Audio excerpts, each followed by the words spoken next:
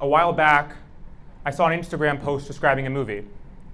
It said, a boy escapes from a cupboard and goes to a castle, then uses a stick to fight a bald, pale guy with no nose. Didn't sound so exciting. And then I realized I was talking about Harry Potter. This is obviously hilarious, and I saw the same trend, hashtag explain a film plot badly, used to describe other famous books and movies, which were equally hysterical. But it brought me to think about how the way we describe, understand, and relate to things, how we perceive them, can so strongly affect how we experience them. More than just making a good meme, this idea has the potential to significantly change things in our lives, which brings us to today's talk. My name is Sruli Fruchter, and I'm graduating from Yeshiva University this coming May. Ever since I was a senior in high school, I've been obsessed with meaning. It was the focal point of my gap year in Jerusalem before college, and continued to be so afterward. But when I first got to campus, I encountered a difficulty. One of college's main goals is planning and preparing students for a career. And as a first-time on-campus student with no major and no direction, I wondered, how can I find a career, a profession, where I could make my work meaningful, where it would actually be meaningful? And that was a question my friends were also struggling with.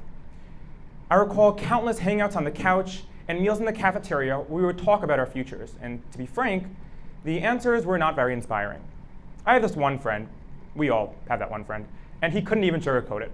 Listen, he would tell us, we're going to get 9-to-5 jobs sitting behind a desk, maybe in an interesting field involving something cool, probably not, and it's going to stink.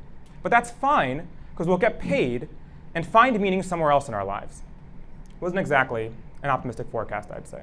Not at all. But the thing is, and here's the main thing, my friend really wasn't so far off.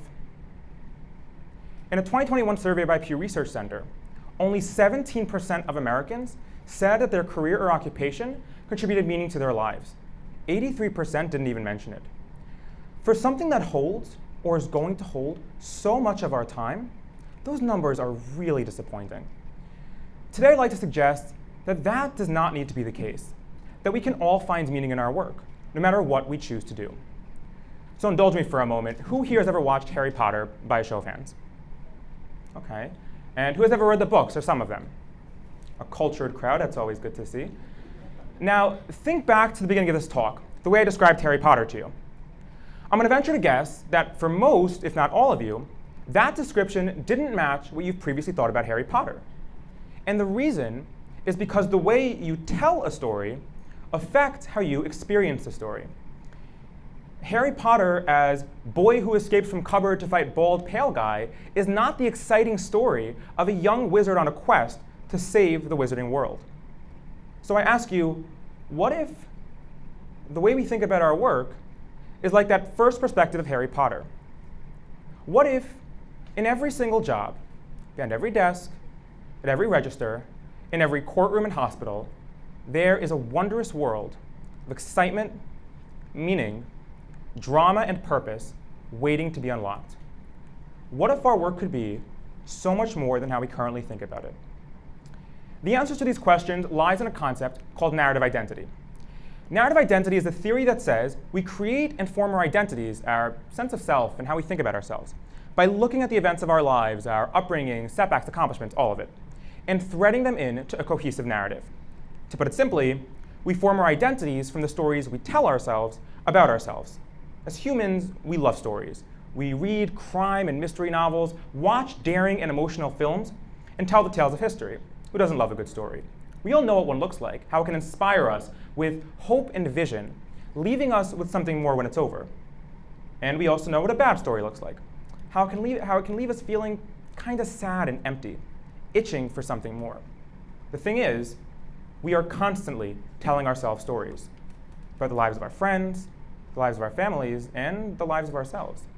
These stories are how we connect, interpret, and make sense of the various parts of our lives. The goal is to get back in control, to take the pen and sit as the conscious authors of those stories, because we are each the main character, the protagonist of our life. And if we want to change how we experience our lives, then we need to change how we talk about our lives. Narrative identity gives us that power. It gives us the power to find newfound meaning in every part of our lives. So, if we want to make our work meaningful, then we need to tell ourselves a better story about that work.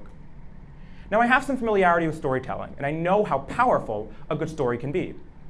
For the last 3 years, I've been a journalist for one of YU's independent student newspapers, The Commentator, first as a staff writer, then as a news editor, and now as its editor-in-chief. And in that capacity, I've written and edited hundreds of articles.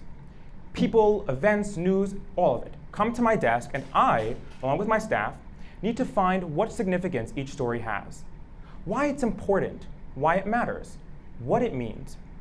But the article that we eventually publish is rarely the one we initially get. There's a process that needs to be underdone, that we need to do to discover that story. Take, for example, an article we published back in December. YU's registration process was flawed. One student decided to fix that. The article was about how when students register for their courses, they need to use the university system, which isn't perfect, to say the least. The search options, available information, and function are very, very limited. In response, a computer science student, a sophomore named Oz, designed and created a website that gave students way more information with a user-friendly format for them to research their courses before choosing them.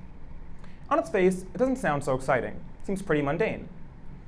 But this article was one of our most widely read of that issue. Here's why. When we first heard about this article, about the story, the available information was that a student created a website that gave others more guidance in choosing their classes. Definitely piqued our interest, but we weren't sold that we found the story. Ultimately, the finished article was about how through ambition and grit, one student did something that really mattered for the students of today and for those of tomorrow. Oz always loved computers, but he almost dropped his first Intro to Computer Science course. And he didn't. Instead, he persevered, and he accomplished something really important for the student body of today and the student body of tomorrow. This is a story of personal and communal triumph. Now think about how our perspective on this can so significantly change by how we consider it.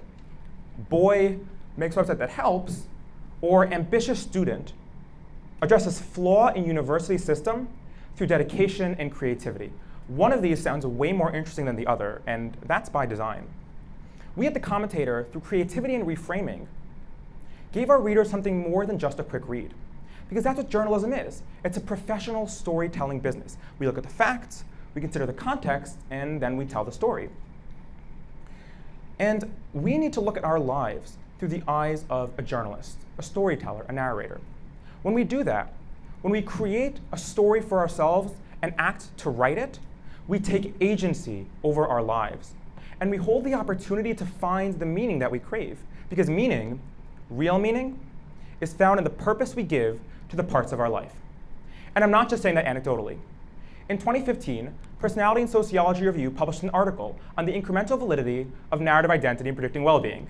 In English, it's a paper about how narrative identity can lead us to live a better life. And that's what the researchers found. What they found was that it all came back to redefining the different parts of your life. About giving purpose to the things that seem insignificant. What was the significance of dropping that college course? How did you feel after completing that summer internship or that project? What did it mean to you to move to that location as opposed to somewhere else? What went wrong? What went right? Why did it matter? What did it mean? The power is in the question just as much as in the answers. So how does this tie back to work? Well, let me give you an example. There's an individual I know who is an aspiring musician, but he hasn't found his success yet. He is truly a man of the arts. He loves culture, he loves museums, he loves music, he loves paintings. Truly a high-class individual, I think we'd say. But right now, he's working in the fast food industry, trying to make ends meet as he seeks to build himself as a musician that can live off of that as his career. And every day, he's challenged, personally and professionally. Professionally with colleagues and customers who aren't always easy. Personally, by his own cynicism and his own pessimism. But that's a journey he's undergoing. There's something unfolding here.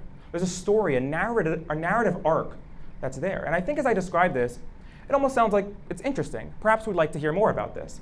Now, this person is none other than Squidward Tentacles. And for those of us who are even more cultured than the Harry Potter folk and are familiar with SpongeBob, I don't think this is how we would normally think of Squidward. And the thing is, because Squidward has not yet heard this talk. He doesn't know about narrative identity. Because with narrative identity, Squidward's work does not need to be meaningless and frustrating and upsetting. His work can be meaningful. And that is something that's open to us all. We tend to think of work in two pools. There's meaningful work and non-meaningful work. Meaningful work is usually that in the public sector. It's advocacy, nonprofit work, something devoted to a greater cause that we deem important. Non-meaningful work is everything else. I mean, I suppose you can throw in medical careers into meaningful work too. Great. We have a limited amount of options. For those who are going into the meaningful field, you have the potential to join the 17% of people who find that their job gives meaning to their life. And for the rest of us, it's not promising. But with narrative identity, we can move past that binary completely. Because narrative identity says that you, no matter what your job is, no matter what your field is, you can make your work meaningful. Something that adds real, important value to your life. And it all comes down to the mindset you have. If you want to think like Squidward, or like my friend, well then that's what your life will be. That's how your work will be in your story. You'll trudge to work every day, 9 to 5, engage in a bunch of meaningless, tedious tasks to collect your paycheck. And this will not earn any chapter in your story. But narrative identity allows us to take it further. And it's about getting creative, about looking beneath the surface to discover what is the real story here. Personally, how are you personally challenged at work? Behaviorally, emotionally, professionally? There's personal purpose to be found in your workplace. How are you contributing to the workplace? Quantitatively, in terms of the actual role that you fill, there's a reason the company made that role, the organization made it. And qualitatively, in the energy that you bring to colleagues and customers and clients. You weren't born the day before hiring. You come to this job with a context, a history, a complexity. There's something special that you bring to that role. And think back to individual things and plug it in. And this is not about lying to yourself, far from it. When journalists try and look for the most whole and compelling truth, we're not lying. We're trying to find the greatest truth out there, the most compelling truth that our readers want and that our readers need. So why can't we do the same for ourselves? Rabbi Shalom Noach Berachevsky, known as a Slonimer Rebbe, told us this idea many years ago. In the Torah it says, "See, I set before you blessing and curse." And I think naturally we all have the same instinct. Where it at? Because I'll take the blessing any day of the week. But what he tells us is something profound, and it links to this concept perfectly. We each have a purpose, something unique that we are meant to do, a book we are in the process of writing. My purpose is unlike yours is unlike mine, and so on. You can't do what I can do, and I can't do what you can do. There's something specific, a story you're meant to write. But how do you access the blessing of that story? How do you make that story meaningful? A story you want to be a part of. Well, it comes down to your perspective.